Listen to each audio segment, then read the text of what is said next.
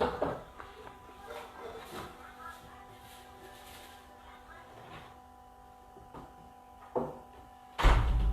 makanya Gemma di Paku. Oh gitu.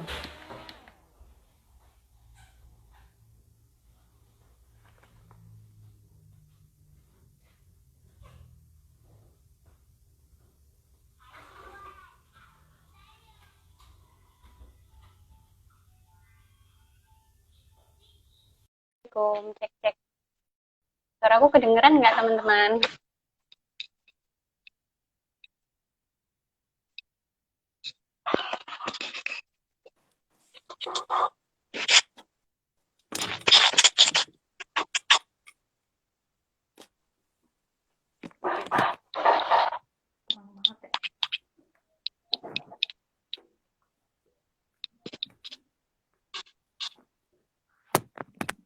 Dengar ya? Dengar ya? Udah dengar. Udah nggak betul lagi. Udah dengeran.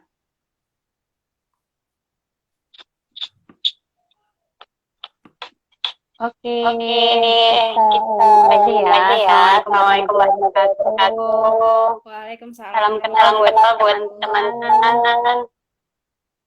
Ini saya Jinur Afifah, biasa dipanggil Afi. Kita Kita bakal bakal sharing sharing kali ini.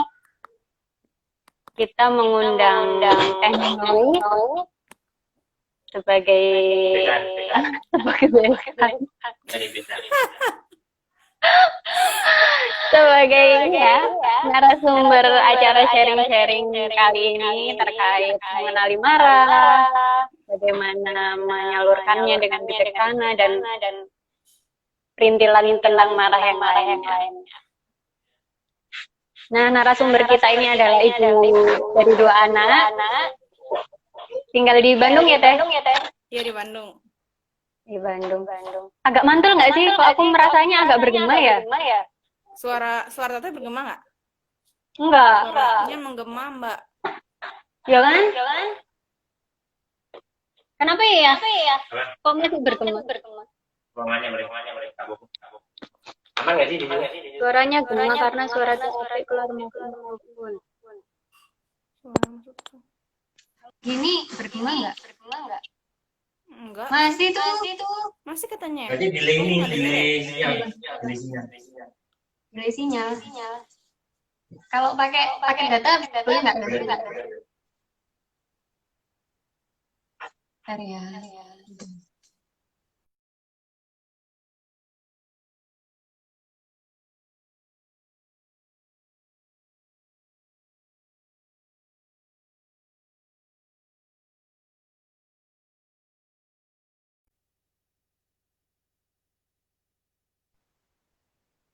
Tes. Lumayan lah ya. Enggak juga, masih bergema tuh. Masih ya? Masih ya, ya udah nggak apa-apa deh, kita langsung lanjut ke teknologi perkenalan aja. Mungkin kalau teknologi yang ngomong nggak gema ya. Gema. Kalau saya ngomong gema nggak? Kalau Apik dengarnya gema nggak, Teteh? Enggak, aku yang mendengar suaraku sendiri yang bergema. Coba pakai headset dua-duanya, Mbak. Coba ya, kita pakai headset juga ya. Bu Wafi pakai earphone aja. Bu Wafi.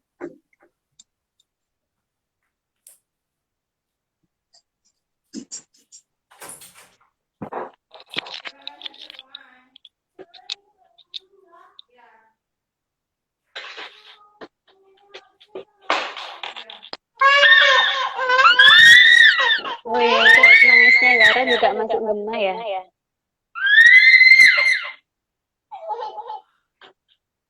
Oh.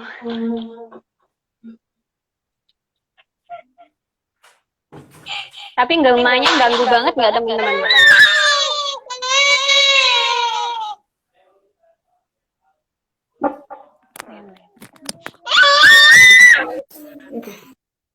Sip. Ya, thank you.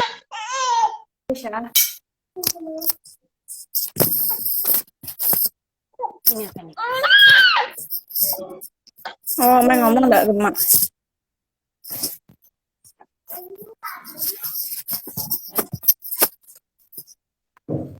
Ganggu. Jujur banget. Oke. Bentar.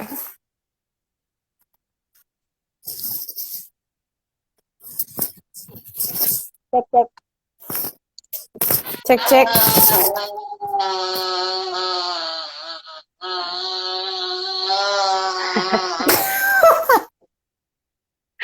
Udah enggak ya? Udah enggak gema ya? Udah enak sih kalau kata Teteh. Oke, ternyata Alhamdulillah. dua-duanya hendaknya pakai headset ya. Headset. Alhamdulillah.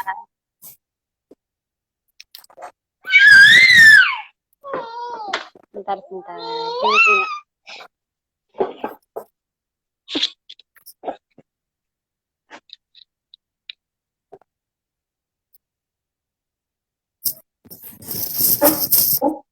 Oke, kita ulang lagi ya. Sebenarnya mengangkat topik ini awalnya karena banyak ibu-ibu yang curhat DM. Api juga sih merasakan dulu kayaknya pas punya bayi itu nggak seberapa gampang marah, tapi begitu anak udah tambah besar, tambah sering banget kesulut gitu kan. Terus pas ngangkat topik ini, ternyata banyak juga teman-teman yang belum nikah malah yang bertanya-tanya terkait emosi marah ini sendiri. Mereka tidak bisa menyalurkan, terus takutnya nanti kebawa pas mereka udah punya anak, atau bahkan nanti ke suami komunikasinya sedikit terganggu gitu.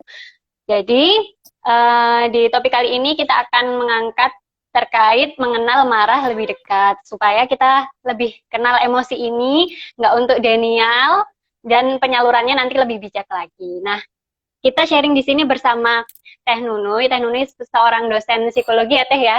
Iya. Di Unisba. Betul. Di Unisba.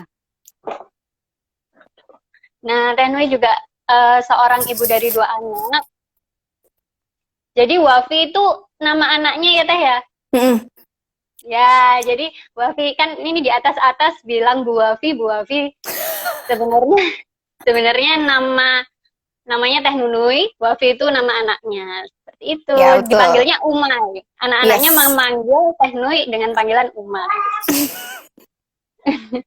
Mungkin Teteh bisa ini ya langsung masuk ke materi sebentar. Habis itu kita tanya jawab. Nah, buat teman-teman yang sekiranya nanti waktu penyampaian ada yang masih ditanyakan, bisa langsung ditanyain di ini ask box di bawah.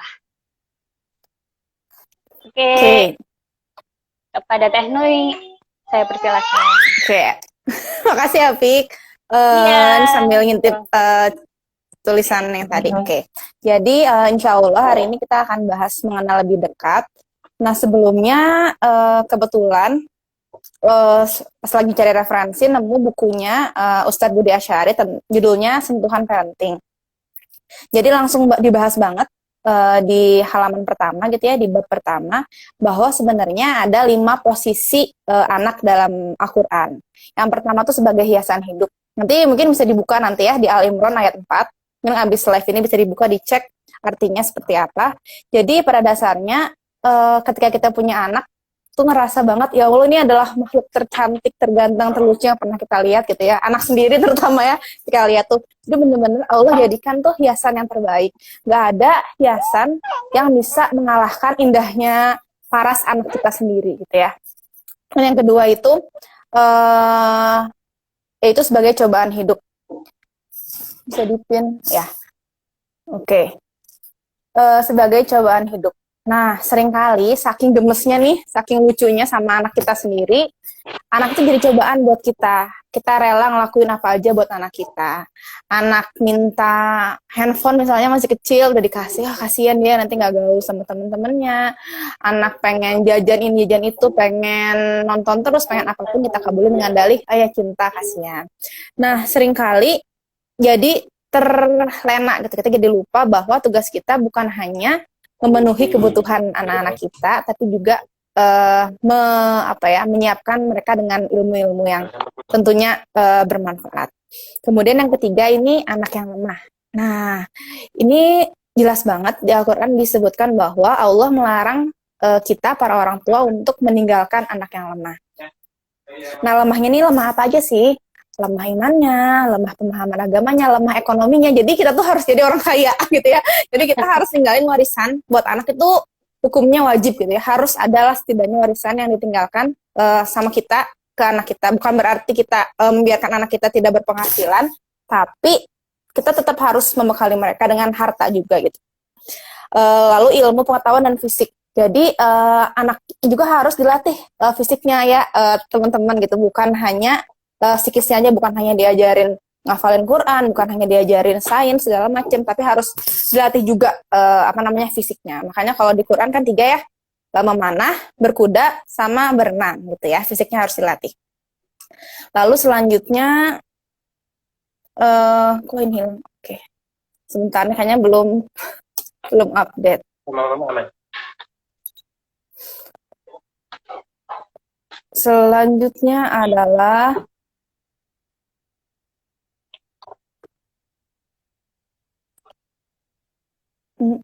tadi sampai mana ya? Oh, yang keempat ya? 2, 3. Mengapa ini menghilang? Sampai 3. Sampai 3 ya? Tunggu. Sebenarnya nulis di Evernote, tapi kok dia menghilang. Oke. Ya nanti insya Allah bakal di save di IGTV ya, biar bisa diulang-ulang. Oh, hilang ya di teteh. Wait a second. Sambil nunggu Teteh, ini mungkin yang baru gabung. Jadi tadi Teh Noi membahas ada 5 posisi anak bagi orang tua. Yang pertama itu anak sebagai hiasan hidup, ada di Al-Imran ayat 4. Yang kedua sebagai cobaan hidup, ada di Al-Anfal ayat 28. Yang ketiga, anak yang lemah. Jadi Allah melarang orang tua meninggalkan anak-anaknya dalam keadaan lemah. Ini ada di Quran Surat An-Nisa ayat 9. Nah, dan selanjutnya ada anak sebagai musuh. Ya Teh ya, di Yes. At-Taghabun ayat 14. Setelah itu ada anak yang baik dan menyejukkan pandangan. Ada di Ali Imran ayat 38 dan Al-Furqan ayat 74. Nah, selanjutnya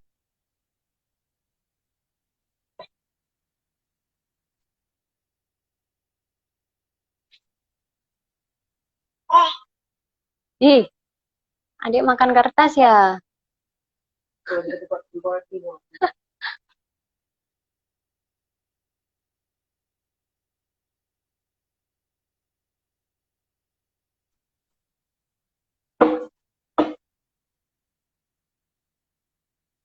Kita kayaknya kehilangan koneksi ya sama Teh Nui.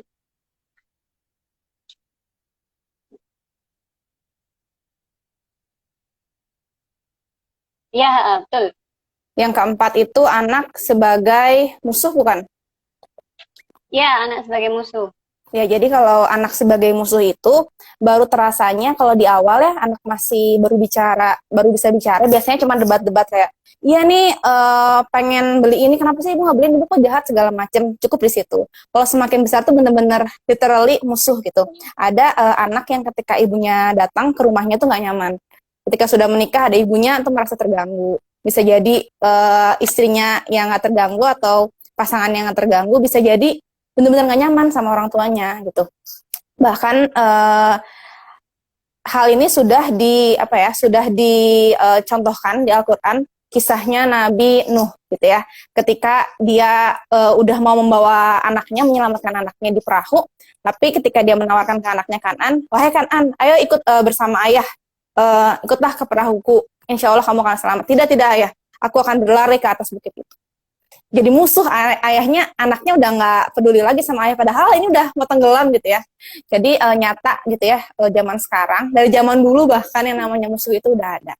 Yang terakhir itu anak sebagai penyejuk mata atau qurrata a'yun. Ini adalah anak yang benar-benar didambakan oleh setiap orang, ingin rasanya sejak kecil gitu ya, sejak dari bayi sampai dewasa itu benar-benar qurratu a'yun, benar-benar menyejukkan pandangan kita, menyejukkan hati kita, dan kalau bertemu sama mereka itu happy gitu, senang, bukannya, duh ini anak aku bakal bikin ulah apa lagi ya, jangan sampai kayak gitu gitu ya. Nah itu mungkin baru pembukaan gitu ya tentang marah. Nah sebenarnya ini materinya banyak, tapi mengapa kita bisa menemukannya? Oke, nah ada di sini. Sip. Oke, tadi kita sekarang masuk ke materi marah. Nah, jadi mungkin di sini follower saya kebanyakan ibu muda, jadi ini fokusnya sama ibu muda gitu ya, Pik. Jadi Tapi banyak insya banget. Allah bisa masuk kan ya Mbak? Boleh, iya. Insya Allah sebenarnya sih relevan aja, karena yang namanya marah dari sebelum menikah, punya anak belum menikah itu terus-menerus kita gulati gitu, terus-menerus menjadi masalah gitu. Nah, sekarang kita masuk ke materi marah. Jadi yang namanya marah itu akan selalu ada apa ya? Ada gitu. Marah adalah suatu emosi yang akan dimiliki manusia normal, manusia yang berkembang dengan normal gitu ya. Nggak ada manusia yang nggak pernah marah. Nah, bedanya apa? Marah orang itu macam-macam. Ada yang marahnya meledak-ledak, ada yang marahnya diem tapi dalam, ada juga yang marahnya diem. Nah, kita bahas satu persatu ya. Nah, sebelumnya kita perlu sadar juga bahwa nggak semua orang diberikan amanah sama Allah. Beberapa di antara kita mungkin yang ada yang belum diberikan amanah turunan gitu. Jadi kita yang sudah jadi seorang ibu yakin bahwa kita adalah orang yang Allah pilih untuk bisa memiliki anak. Jadi insya Allah kita bakal bisa gitu ya menghadapi pergulatan dengan anak setiap harinya. Salah satunya dengan mengendalikan marah. Nah, marah ini boleh nggak sih? Boleh lah, itu kan emosi yang harus kita terima. Makanya judulnya kan mengenal marah, supaya kita bisa identifikasi, kita bisa terima, dan bisa kita atasi, kita berdamai gitu ya dengan si marah itu. Nah, pertama, gimana sih caranya? Caranya mengidentifikasinya, cek dulu nih, kita marahnya kalau apa. Apakah kalau rumah berantakan, atau kalau suami nggak bantuin, atau lagi datang mertua mungkin, atau lagi diomongin sama tetangga, atau anak berantem, atau apa. Kita perlu mengidentifikasi gitu ya. Kalau saya pribadi sih paling kesel itu kalau udah berantem. Karena berantemnya tuh ekstrim. Anak saya yang pertama laki-laki, yang kedua perempuan, bisa dibayangkan ya seperti apa kalau lagi chaos itu berantem. Dan yang kedua adalah kalau lagi ngisi seminar misalnya kayak gini, atau lagi ada tamu, terus mereka suka memanfaatkan momen. Biasanya kalau ada tamu, anak-anak datang, boleh beli ini, boleh beli itu. Biasanya jawaban ibu apa? Boleh, biar cepet gitu. Ya kan? Mereka membaca ini ya, membaca Betul, peluang. Betul banget gitu. Dan pinter lah anak-anak mah gitu ya. Mau ke warung, mau apa tuh pasti boleh kalau ada tamu. Nah, setelah kita tahu apa yang bisa membuat kita marah, kita list nih. Kira-kira mana yang paling membuat kita marah. Seperti tadi kalau saya tadi 2 ya. Ketika anak bertengkar dan ketika anak-anak ngedistract kalau kita lagi kerja, kayak kalau kita lagi ngelakuin hal-hal yang butuh fokus 100% gitu. Nah, setelah diidentifikasi, nah ini contohnya nih ya. Contohnya misalnya biasanya ibu-ibu itu sering emosi banget gitu ya, sering otomatis marah kalau si anaknya melakukan sesuatu yang membahayakan. Misalnya nih, naik ke atas lemari yang tinggi banget. Allahu Akbar, stop, turun sekarang juga. Otomatis ngomong kayak gitu karena ngelihat anaknya naik ke atas lemari. Padahal bisa loh ditahan, cuman karena otomatis ya nggak bisa dikontrol. Atau kadang-kadang juga marahnya sok-sok. Saya nggak pernah teriak kok sama anak. Saya kalau anak saya naik ke atas lemari, turun sekarang juga. Itu marah juga gitu ya. Sama aja, cuman caranya berbeda gitu. Atau kayak Sabira dong, nurut sama mama. itu cara yang kedua berarti. Gitu kan, jadi kita nggak marah kok, saya nggak pernah teriak, cuman ya agak sedikit menekan, nurut sekarang, patuh nggak? Atau enggak cara yang ngomel panjang lebar, tau gak sih, itu udah capek banget, tau gak sih, panjang banget, itu juga marah gitu. Dan heran ya kalau misalnya lagi marah tuh kayaknya tuh keren banget gitu, kalau pidato tuh cepet terus presisi kata-katanya, kalau lagi marah tapi ya. Gitu.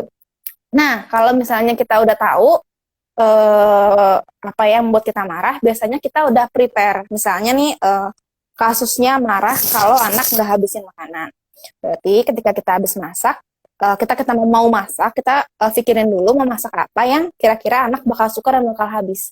Seringkali dengan dalih makannya banyak, kita bikin masakannya yang anak-anak suka, tapi porsinya dibanyakin karena kita yakin anak kita suka tapi nggak habis. Ujung-ujungnya kita jadi marah-marah sendiri juga gitu. Jadi mendingan porsinya sedikit, habis kita happy. Kalau anak mau tinggal nambah lagi gitu ya, nggak masalah.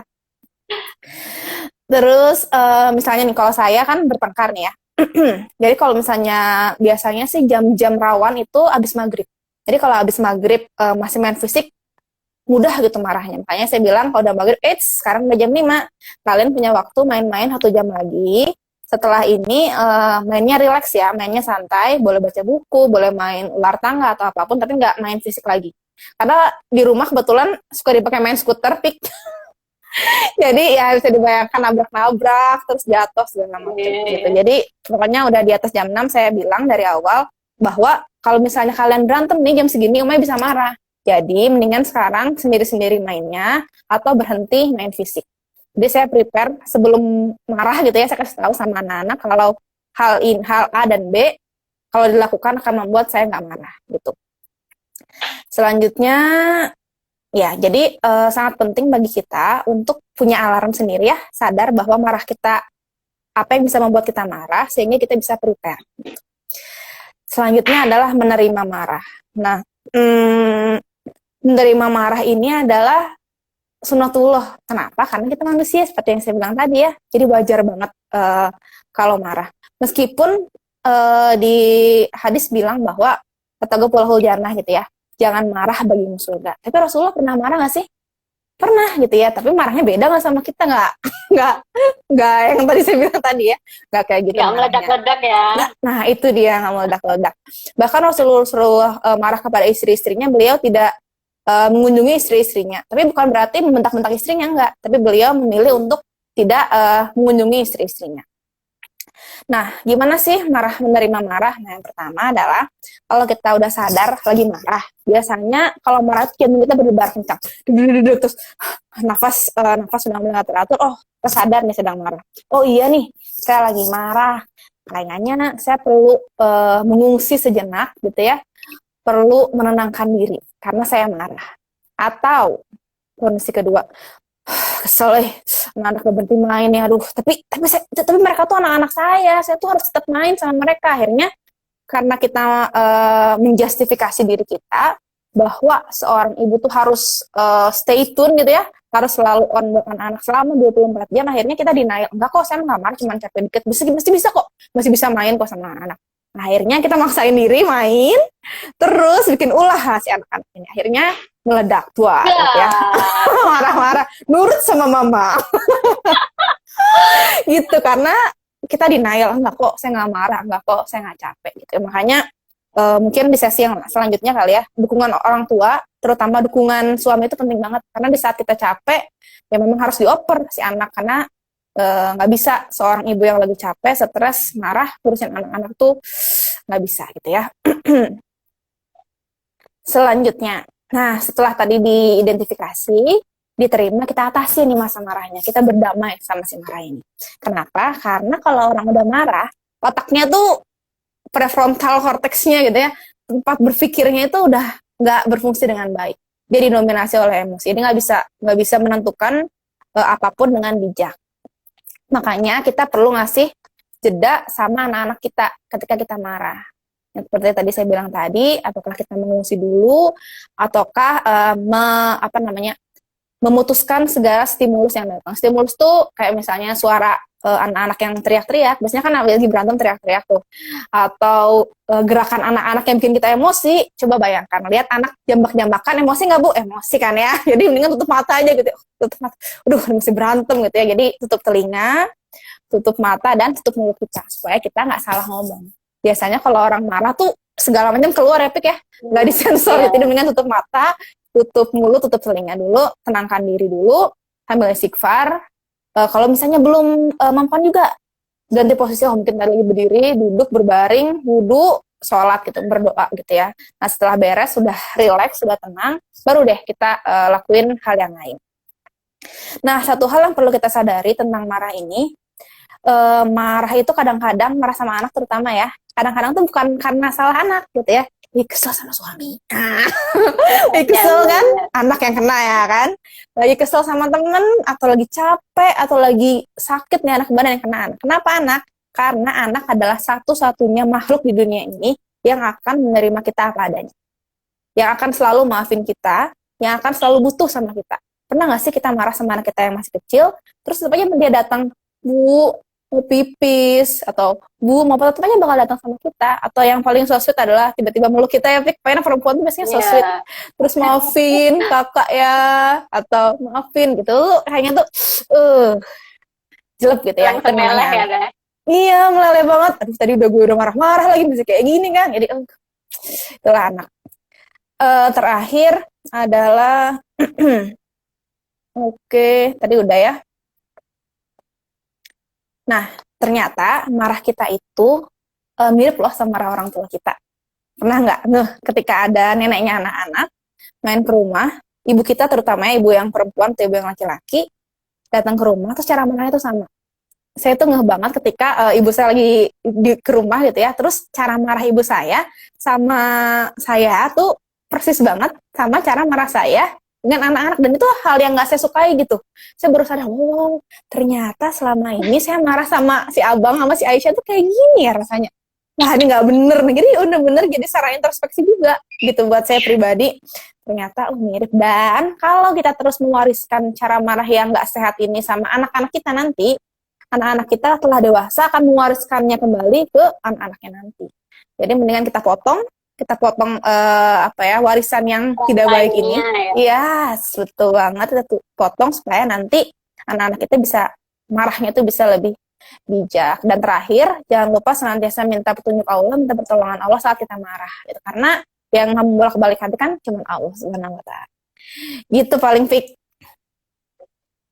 Nah, gini Teh, kalau misalnya kita jadi ibu kan pelampiasannya ke anak ya, karena anak ini dia belum maksudnya akan menerima kita apa adanya. Nah, kalau udah jadi ibu kan bisa teridentifikasi penyalurannya. Kalau misalnya masih single, belum ada suami, belum ada ibu, kira-kira marah mendem itu nanti bakal lanjut ke anak apa enggak sih Teh? Sebenarnya nggak akan langsung kelihatan. Tapi yang perlu kita sadari ketika kita marah pasti ada sesuatu hal yang berubah dari diri kita. Sederhananya coba deh lihat, ngaca aja gitu, misalnya kalau kita lagi marah, coba cek muka kita.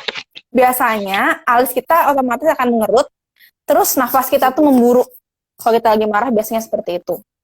Nah, apa yang perlu dilakukan sebelum jadi biasanya namanya marah itu nggak langsung kelihatan. Tadi kan contohnya single ya, Pik, jadi belum punya anak, jadi belum ada penyaluran, takutnya berdampak nanti kelihatannya. Kalau sekarang memang belum kelihatan, tapi memang harus disalurkan. Tergantung nyalurinnya gimana. Kalau misalnya senang nulis ya nulis, senang ngomong direkam, misalnya di voice note WhatsApp terus dihapus atau apapun. Yang penting harus disalurkan gitu. Kalau misalnya, karena ini banyak yang masuk ya, banyak respon yang masuk, kalau mereka itu setelah marah, itu tuh ujungnya nangis. Jadi nggak bisa nyalurin, mau ngomong itu udah gemeter duluan, udah deg-degan duluan, terus langsung nangis, itu kira-kira gimana Teh? Bener apa enggak ya kalau seperti itu? Jadi sebenarnya marah itu kan salah satu emosi yang tadi saya bilang.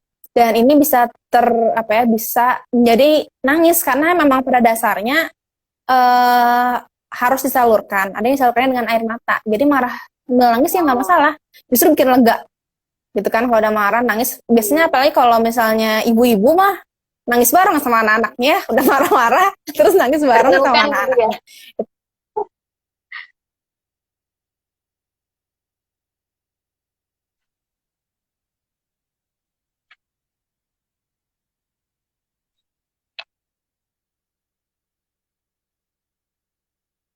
Nggak apa-apa. Nggak apa-apa ya. Terus ada juga yang menyalurkannya itu ternyata menyakiti diri sendiri secara fisik kan. Kalau gitu kayaknya itu penyaluran atau apa ya? Atau dia menolak rasa marah itu atau gimana? Jadi ini nanti nyambung ke klinis sebenarnya, ini agak berat bahasannya karena biasanya kalau yang udah mulai self harm itu ya, nyakitin diri sendiri, apalagi frekuensinya sering ya mau nggak mau harus konsultasi ke psikolog gitu, nggak bisa dibahas di sini Pik, karena itu berbahaya sih Pik kalau udah nyakitin diri sendiri. Jadi hasil psikolog ya. Ngobrol. Buat yang ngerespon seperti itu langsung hubungin psikolog aja ya. Iya, ngobrol aja. Terutama kalau frekuensinya udah sering ya, Pik. Kalau cuma sekali 2 kali mah nggak masalah, misalnya marah nih. Terus gitu mukul, sekali 2 kali itu oke. Tapi kalau udah jadi suatu habit, tiap marah nyakitin diri sendiri itu berbahaya. Ada juga yang banting ini Mbak, banting sesuatu tapi bukan sesuatu yang berbahaya, kayak pas itu responnya yang aku baca itu dia banting alat masaknya atau banting apa ya, buku-buku kayak gitu, itu bener apa enggak? Maksudnya penyaluran itu betul atau enggak? Ketika dia sendirian posisinya. Sebenarnya itu hanya salah satu cara untuk bikin lega, karena mau nggak mau kita tuh emang kadang-kadang lega ketika dengar suara yang lebih keras dibandingin suara anak kita misalnya. Anak kita lagi teriak-teriak, terus kita banting suatu brand, itu kayaknya tuh lega aja dengar suara yang keras gitu ya. Makanya kadang-kadang ibu-ibu bukan yang ngebanting tapi teriak wah misalnya, karena mendengar suara lain yang lebih keras itu menenangkan, mau nggak mau gitu. Sebenarnya kalau dilakukan sekali 2 kali sih nggak masalah ya, Pik. Cuman kalau berulang kali itu yang jadi masalah, karena itu bukan cara menyalurkan marah yang apa ya, yang konstruktif gitulah intinya gitu. Tapi kalau sekali 2 kali sih nggak masalah. Bahkan kalau anak kecil kalau lagi marah, terutama udah adik kakak nih, mungkin nanti kalau udah gede, Yara udah gede, Kasya udah gede, kalau marah sih biasanya kesel ya, iya pengen mukul si Ade, ya udah nih saya kasih bantal lagi, dia suruh mengeluarkan semua energinya, habis itu baru deh tenang. Sama juga orang dewasa pun kadang-kadang ketika marah tuh kan naik tuh ya, segala macam deg-degan terus segala macam, makanya butuh sarana untuk kadang-kadang lempar barang, membanting segala macam itu untuk menyalurkan energi yang berlebih tadi yang terjadi saat kita marah gitu Pip. Jadi kalau misalnya dia setelah marah diem aja, karena kebanyakan yang merespon juga bilang kalau mereka tuh marahnya itu diem. Jadi diem pun sebenarnya harus ada penyalurannya ya, Teh, kayak misalnya nulis atau betul. ada juga yang sambil menggambar, mewarnai kayak gitu ya, Teh. Betul harus disalurkan, soalnya kalau enggak bakal beruntun lagi. Makanya kalau relasi suami istri kalau nggak clear tuh ada masalah diem-dieman, nanti waktu itu kan kamu karena belum clear ya. Belum clear, belum sempat dibahas. Apalagi kalau perempuan ya, ada yang nonton laki-laki nggak? Hati-hati loh, perempuan itu yang memorinya inget terus gitu, nanti dibahas lagi kalau belum clear. Nah, kalau tadi kan posisi kita sama anak ya, Teh. Sekarang ini kalau misalnya gimana sih caranya menyalurkan marah ke orang yang kita segani, kayak orang tua atau atasan atau suami mungkin, atau rekan kerja yang kita lebih hormatin, itu kira-kira gimana ya kalau misalnya marah sama mereka? Nah, sebenarnya untuk marah itu ada dua cara gitu ya. Ada yang satunya diungkapkan sama orangnya. Kalau kita marah sama presiden kan nggak mungkin ya diungkapin sama presiden gitu ya. Kalau kita marah sama atasan mungkin diungkapkan, mungkin enggak. Atau marah yang bisa diungkapkan, kayak misalnya kalau kita deket hubungannya sama suami kan bilang-bilang aja marah nggak masalah. Tapi kalau segan sama suami kan berarti nggak diungkapkan. Nah, mungkin pertama marah yang nggak bisa diungkapkan. Nah, marah yang nggak bisa diungkapkan ini tetap harus disalurkan, karena kalau enggak jadinya kemana-mana. Biasanya kalau orang yang terbiasa ngomongin orang, jadi ngomongin orang kan akhirnya bisa tuh kesel seperti itu, gitu banyak. Nah, misalnya dengan diomongin, tapi nggak usah tapi bukan jadi gibah ya, maksudnya diomongin, direkam, atau enggak kalau ada bukan terapi sih, kayak semacam kita foto muka orang tersebut, setelah gambarin jelek-jelekin segala macam, kayak di drama Korea gitu kan, Pik, suka ada ya.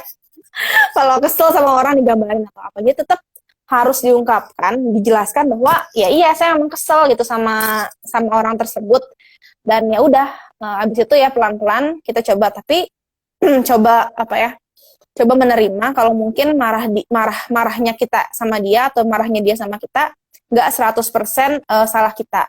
Nggak mungkin karena dia tuh marah mungkin karena dia lagi ada masalah di keluarganya, mungkin apa sih, enggak. Lama-kelamaan si marah kita juga nggak 100% gitu ya, Pik. Butuh waktu kalau nggak disalurkan marahnya. Kita juga punya opsi untuk memaafkan ya, Teh. Yes, betul. Tapi ya perlahan gitu ya.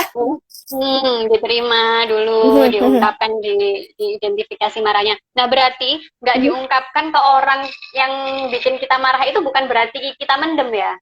Bukan berarti kita mendem, yang penting kita salurin tadi, Pik. Ada Ya. teman buat nyalurin, entah curhat kayak, entah nulis kayak, entah sekedar mukulin bantal terus ya ampun gue kesel banget sama orang itu, wah apapun ya it's okay, tapi harus diungkapin. Karena kalau enggak, kok saya mah nggak kesel, saya mah sabar, suami saya baik banget, saya nggak pernah marah, nggak mungkin sih nggak pernah marah sama suami. Ya gitu sih, jadi tetap harus diakuin dan diterima kalau saya memang lagi marah gitu. Seenggaknya ke diri sendiri yang ungkapinnya ya Teh ya. Betul. Nah, kalau misalnya tujuan marah itu supaya orang lain atau anak tahu kalau ada sesuatu yang nggak benar, itu boleh apa enggak Teh? Misalnya gimana, Pik? Misalnya nih temen Hmm? ngerusakin barang kita, terus dia akhirnya marah, yang marah banget gitu, kira-kira baiknya gimana ya? Kalau ke anak kan mungkin contohnya banyak ya, kalau misalnya meledak-ledak ke anak gitu, maksudnya sering ditemuin gitu. Nah, kalau misalnya marahnya kita mau nunjukin kalau ini loh pelajaran buat kamu karena kamu sudah berbuat salah, itu salah gitu. Boleh nggak sih kira-kira? Sebenarnya mungkin kita pengen ngasih tahu kan dia tuh buat salah, jadi marahnya tuh karena dia buat salah gitu mungkin ya, Pik. Boleh nggak sih gitu? Ya, betul. Misalnya apa ya? Misalnya mukul adiknya, kan itu sesuatu yang salah gitu. Saya suka bilang, Bang, Umay marah karena abang mukul Aisyah. Abang minta maaf, ya Umay akan maafin, tapi abang harus tahu kalau Umay itu perilaku memukul Aisyah itu bikin Umay marah. Kenapa Umay marah? Karena Rasulullah SAW pun mengajar bahwa kita harus menyayangi saudara sendiri seperti kita menyayangi diri sendiri. Jadi Umay marah bukan karena Umay pengen marah, tapi Rasulullah marah karena itu. Makanya Umay marah gitu, Bang. Kalau misalnya Rasulullah nggak marah ya nggak masalah. Kayak misalnya abang lagi nggak mau baca, Umay nggak akan marah kalau abang lagi nggak mau baca. Karena Rasulullah pun nggak akan marah kalau cuman karena nggak mau baca. Tapi kalau memukul adik, mengambil barang Umay tanpa izin, atau masuk ke kamar Umay tanpa izin, itu kan melanggar adab. Itu Umay akan marah sama abang. Itu boleh, nggak masalah. Tapi kita harus jelas marahnya karena apa dan bukan dan nggak nyalahin. Gitu. Mungkin nanti. Jadi harus dikonfirmasi alasan kenapa kita marah, dan ini ya, itu nggak baik, perilaku tersebut nggak baik. Perilakunya, dan bukan marah sama dianya sebenarnya, marah sama perilakunya. Ya. Okay. Nah, ada nggak sih Teh tips buat orang yang pekerjaannya rentan ketemu dengan orang yang punya negatif vibes gitu, kayak apa ya, kayak pengacara, customer service, kan mereka mendengarkan komplain gitu ya, otomatis kayak kadang juga pengen marah, tapi pekerjaan atau SOP mereka yang tidak membolehkan mereka langsung marah gitu. Nah, sebenarnya ini mirip juga ya sama kerjaan psikolog ya. Ketemu banyak orang yang menghabiskan perasaan, pikiran, segala macam gitu ya, Pik ya. Pada dasarnya dokter kalau sakit kan butuh dokter juga ya. Sama juga psikolog atau apapun profesinya yang rentan terhadap stres pun membutuhkan seseorang untuk berbicara gitu. Jadi tipsnya mungkin kalau misalnya kita udah mengenali diri kita dengan baik, kita pasti tahu batasnya gitu. Wah, kayaknya saya ini udah over nih, kayaknya saya harus take a break. Oh, kayaknya saya udah kecapean banget nih, baik secara fisik, secara mental, kayaknya saya perlu istirahat. Itu it's okay. Jadi kalau misalnya kita nggak bisa ngungkapin, kalau kita lagi stres di tempat kerja, kita bisa pergi sebentar dulu, nenangin diri dulu, kerjain sesuatu hal yang bikin kita happy, atau sesederhana ngemil dulu kayak nge-grab food dulu kayak atau apapun itu, yang penting kita waras dulu gitu, Pik. Karena emang di kondisi yang stressful, mau nggak mau vibes-nya tuh bakal buat kita stres juga. Maka dari itu kita perlu mengenali diri sendiri supaya kita tahu kapan waktunya kita buat ngambil jeda atau istirahat gitu. Oke. Ini sambil balas ini ya, coba jawabin pertanyaan yang ada di bawah. Misalnya kita marah sama seseorang, Karena pernah nyakitin kita, kita udah berusaha untuk memaafkan, tapi ketika melihat orang itu masih kesel. Yang ini ya, Pik. Misalnya kita marah sama udah berusaha Jadi memaafkan. biar nggak marah, lebih baik menghindar. Karena masih kesel. Mhm. Pertanyaannya, oh boleh apa enggak? Boleh nggak menghindarnya itu. Ya, sebenarnya kalau ini akan jadi jatuhnya bahas tentang flight sama fight response di stres ya. Jadi kalau misalnya mau googling cari respon stres ada fight sama flight gitu ya. Jadi kalau yang ini kan dia menghindarkan ya, menghindar berarti kan dihindari si stresornya tuh dihindari yang nggak masalah, boleh. Cuman kalau terus-terusan dihindari akan ada waktunya pun kita ketemu dan harus menghadapi gitu. Jadi sambil kita menghindari it's okay. Mau nggak mau sambil menghindari it's okay, tapi sambil prepare juga kalau suatu hari ketemu lagi mau ngelakuin apa gitu. Tetap harus prepare buat ngadepin si orang tersebut gitu. Mbak Api, gimana kalau kesel atau marahnya itu langsung tergambar ke wajah kita kalau kita lagi kesel? Apa itu berarti kita nggak bisa kontrol emosi ya? Itu itu sama, saya juga mengalami hal itu karena orangnya ekspresif kan. Jadi kalau kesel tuh langsung berubah mukanya langsung entah matanya kayak iya bener banget Tik. Dan anak-anak tuh peka banget gitu ya. Jadi meskipun saya diem, Maya lagi marah ya, enggak kok, padahal mukanya marah. Itu bukan berarti kita nggak bisa ngontrol, karena itu sunatullah ya, terutama orang ekspresif pasti bakal kelihatan ya, it's okay, nggak masalah. Itu bukan berarti kita nggak bisa ngontrol marah, tapi kita emang lagi kesel gitu, it's okay kok. Yang nggak boleh itu ketika lagi kayak gitu. Ya benar, yang nggak boleh itu gimana cara yang Apik bilang, gimana cara menyalurkannya, apakah udah muka kesel ditambah dengan omelan, ya berarti kan omelan bisa kita hindari kan, jadi cukup muka aja, muka memang nggak bisa menipu, jadi it's okay, gitu. Oh ya, terus aku ingat beberapa pertanyaan yang masuk, jadi dia itu terkenal, orangnya itu moody, pemarah, sensitif, temperamen, ya mungkin itu satu ini ya, satu kelompok lah, maksudnya teridentifikasi sama orang sekitarnya kalau dia itu orangnya seperti itu. Nah, apakah sifat pemarah itu bisa jadi karakter? Terus kalau misalnya jadi karakter, bisa nggak sih itu diubah? Jadi sebenarnya kalau ngomongin kepribadian gitu ya, ada yang namanya nature sama nurture gitu. Nanti bisa cari tahu juga ya. Jadi yang namanya nature itu artinya dari gennya ada, misalnya dari ayah ibunya, bawaannya, misalnya temperamennya marah atau penyabar segala macam, dan juga ada kontribusi lingkungan, gimana kita dididik sama orang tua kita, bergaul dengan teman-teman dan sebagainya.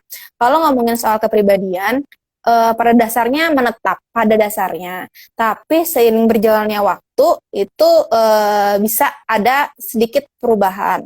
Misalnya nggak usah jauh-jauhnya kita nih, saya ini nonton nggak ya si Abai? Ya nggak masalah lah. Misalnya saya nikah sama suami yang kalau menurut orang lebih keras gitu, orangnya lebih keras dibandingkan saya. Padahal sebenarnya saya juga keras, cuman beda tas gitu kan. Tapi orang-orang ngelihatnya suami saya itu lebih keras dibandingkan saya. Padahal sebenarnya saya juga orangnya yang keras gitu. Tapi kata teman-temannya sih, setelah nikah sama saya, dia lebih relatif lebih melembut dibandingkan dia yang dulu. Berarti ada perubahan kan. Jadi sebenarnya yang namanya kepribadian itu kalau di teori perkembangan gitu ya, akan bisa berubah, senantiasa berubah, tapi nggak banyak gitu perubahannya. Mungkin nggak akan berubah 100%, tapi bisa lebih melunak, bisa lebih sabar. Mungkin kalau biasanya dulu, kalau ketinggalan dompet aja udah kesel gitu, di mobil udah kesel, dompet bisa ketinggalan gitu. Sekarang, bahkan ketinggalan anak, oh enggak deh, ketinggalan hal yang lain tuh, lebih bisa maklum, oh iya, si Umay memang suka kayak gini, berarti dia nyari cara, oh berarti harus diingetin. Jadi sebelum berangkat, udah siap belum? Jadi dia pun tahu caranya, karena dia tahu kalau saya ketinggalan barang dia kesel, jadi dia ingetin dulu sebelum barangnya ketinggalan. Kayak gitu. Jadi bisa kok, bisa apa ya, lebih melunak sedikit bisa. Gitu. Ya, kalau kayak Mas Kun juga, sekarang dia kalau misalnya aku nyari kunci nggak ketemu dia tuh kayak gini. Kita ini ya, kalau di film zombie udah dimakan sama zombie. Nyari kunci pintu aja nggak ketemu gitu kan. Jadi bakal melunak ya saya. Betul banget, apalagi, nah itu pentingnya nanti Pik, mungkin kalau Abik bahas nanti tentang nyari jodoh segala macam. nggak akan bisa berubah 100%, tapi mau nggak mau yang namanya pasangan tuh akan mempengaruhi hidup kita banget. Berarti Teh, kalau misalnya ya orang tua kita kedapatan, maksudnya orang tuanya temperamen, terus keluarganya itu juga gampang banget kesulut emosinya. Karena nature-nya seperti itu, berarti kita harus berinisiatif nyari partner yang, maksudnya circle lain yang sekiranya bisa lebih melembutkan gitu ya Teh ya? Betul banget, karena mau nggak mau bakal terpengaruh. Kita akan dipengaruhi oleh circle teman-teman dekat kita, dengan tetangga kita, dengan siapapun yang kita rutin berinteraksi gitu. Bagaimana caranya agar tidak mudah baper atau tersinggung?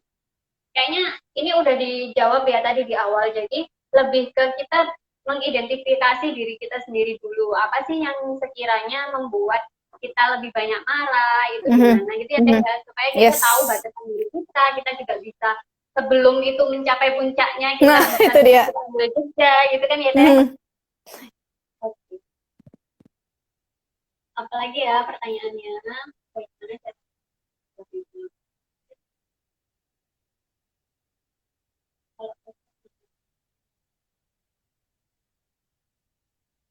bagaimana jika istri belum merasa leluasa untuk mengungkapkan rasa marah sama suami?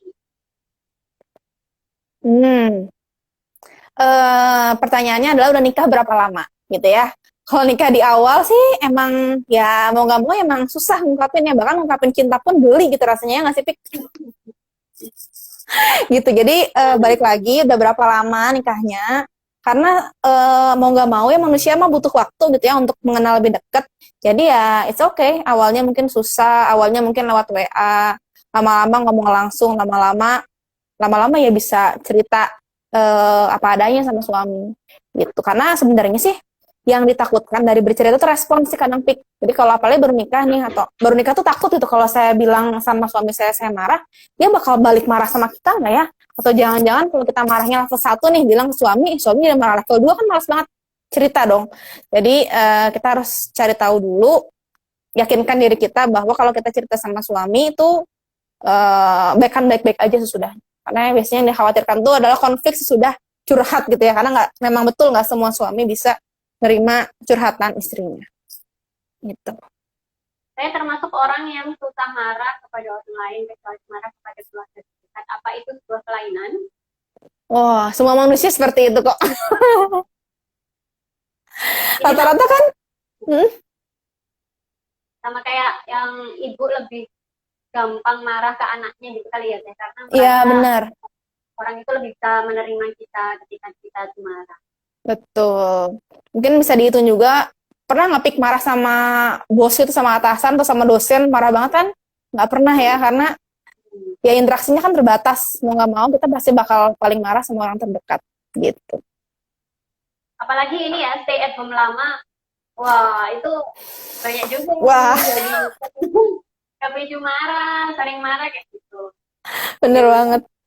Jika ada orang yang marah sama kita dan kita sudah minta maaf, terus menanyakan kenapa dia marah, tapi dia nggak mau bilang, dan sikapnya tetap cuek dan menghindar.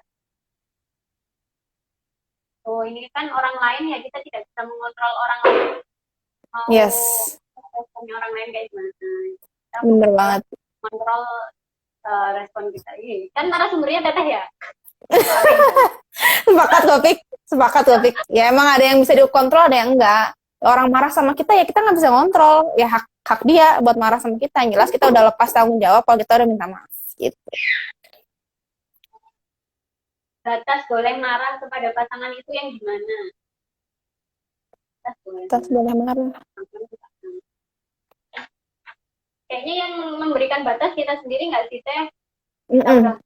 Jadi kalau Ustadznya Abi itu pernah bilang kalau marah itu boleh, yang nggak boleh itu marah-marah. Yes, betul banget. Ya. Jadi membatasi sampai kapan orang itu marah-marah, yang tahu ukurannya itu kita sendiri gitu nggak sih? Bener banget.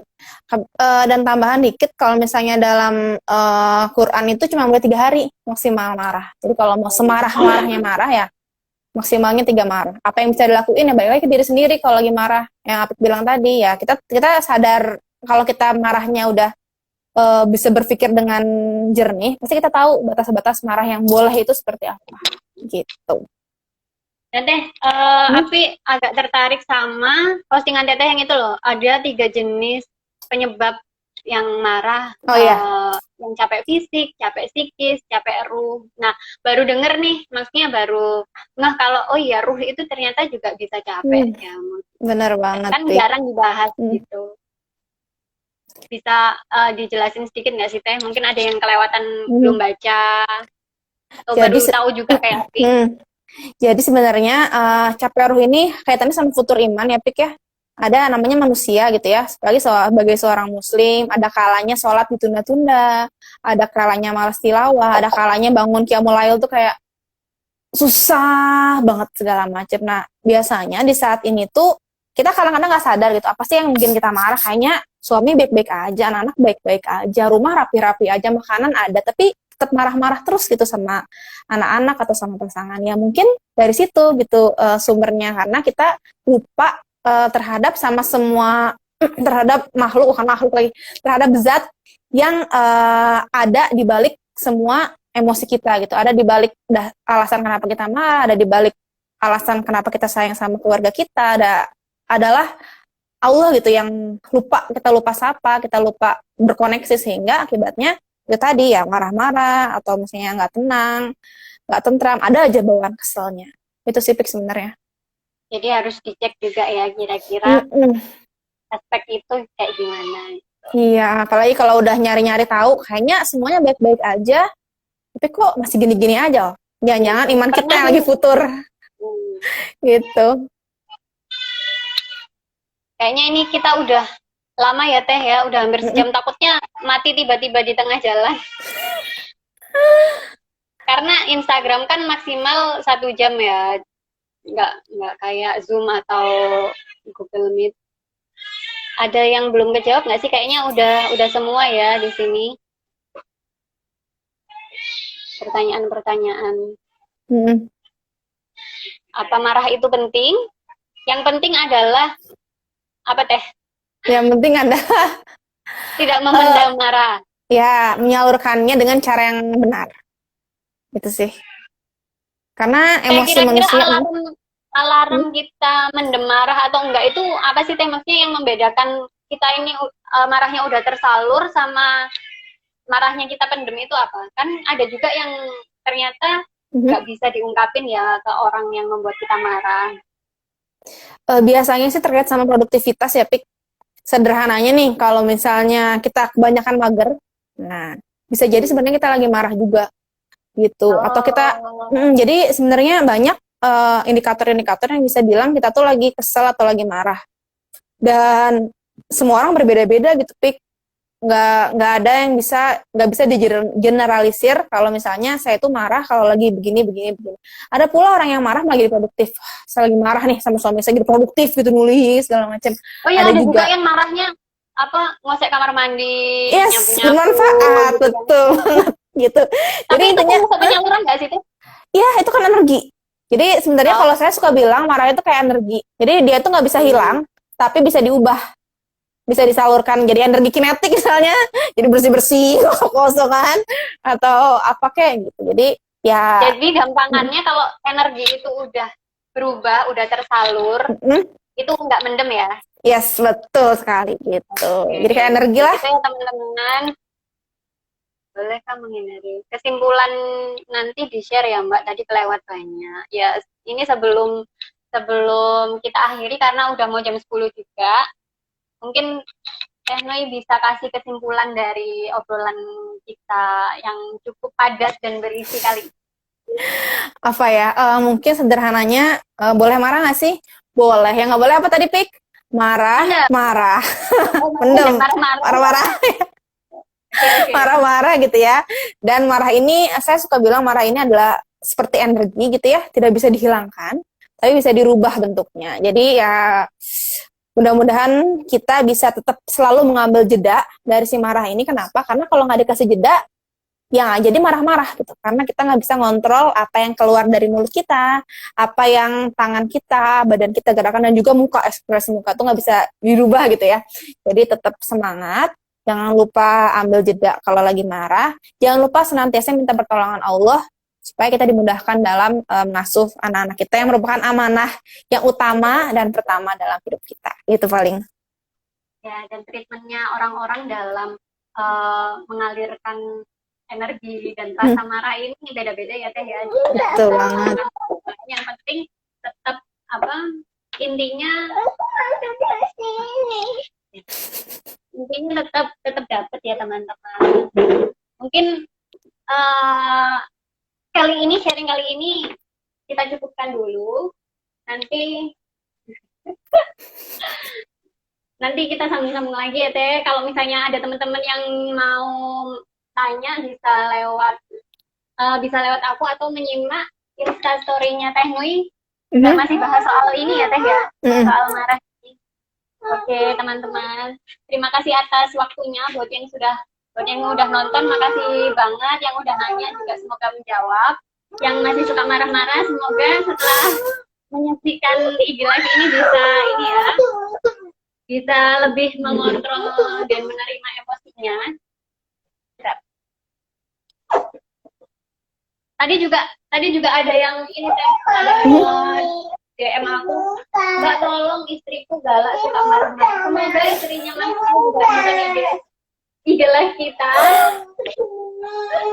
Mohon dimaafkan kalau misalnya Api dalam memandu sharing ini ada salah-salah baik itu teknis, perkataan maupun perbuatan.